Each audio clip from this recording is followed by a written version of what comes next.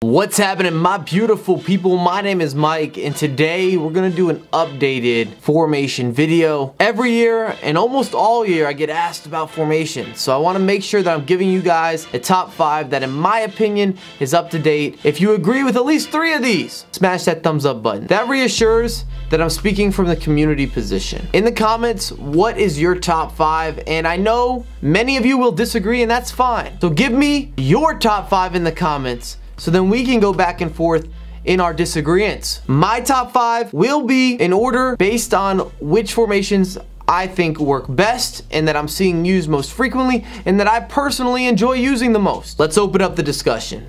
I've got to begin with an honorable mention. This formation is situational, and that's why it doesn't make it into my top 5. We're looking at the 3-5-2. I know many of you in the comments are going to say, I love this formation.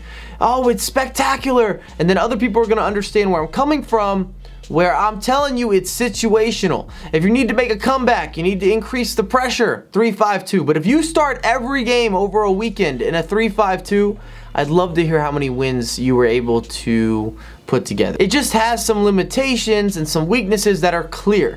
Number 5, we're looking at the 4-3-3-4, and I still can't get away from this formation. I've decided I do not like the 4-3-3 flat. It just lacks creativity, lacks movement, lacks the proper spacing. Just not that big of a fan. I don't usually play the defensive 4-3-3 where you have those 2 CDMs. Yes, you can beat people on counterattacks, but it's not for me. So it really comes down to the 4-3-3-4 or the 4-3-3-5. I actually enjoy using the false 9 quite a bit, and I would love you guys to give me some feedback in the comments. What 4-3-3 variation do you prefer the most this year?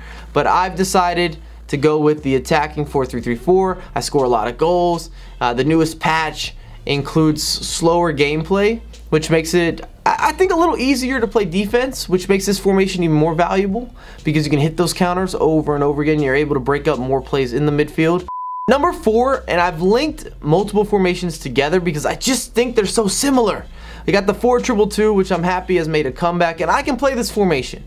And then I've also put the 4-4-2 in the same category. They're just very similar, and it's such minor differences in terms of where you like your players and the spacing and how you like to attack or how you like to defend. I wanted to link them together. I see players using both formations in FUT Champs, so it might come down to preference.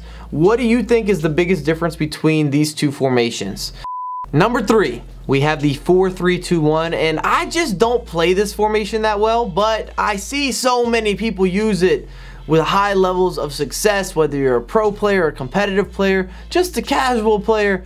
It disrupts the play. You've got the 3 instant attackers. If you have the likes of the Ronaldos and the Gareth Bales, they're in your face, and you feel that heat, and you're still able to pressure your opponent. You don't have the limitations of some of the narrow formations. You're still able to kind of sauce it up a little bit on the wings and create a little bit of havoc, shake it up.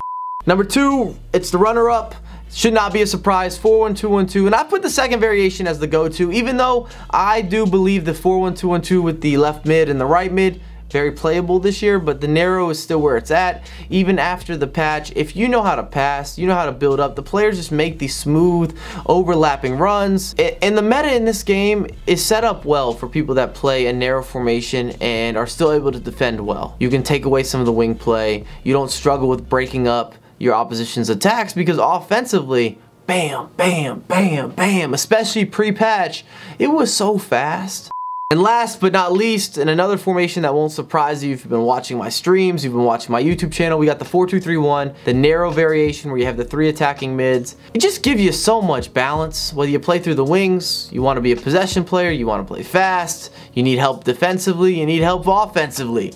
It gives you a little bit of everything. For me, at this point, I'm loving the 4-2-3-1. There's a reason you see it in the weekend league over and over again. People have figured out the formation is going to give you an opportunity to win games. What else can you ask for? Thanks again for watching. If you enjoyed it, make sure to drop a thumbs up. Get in the comments. Let's talk about everything that's going down. If you're brand new to the channel, it's free to subscribe. I embrace you. I welcome you. Good luck in the weekend league. Peace.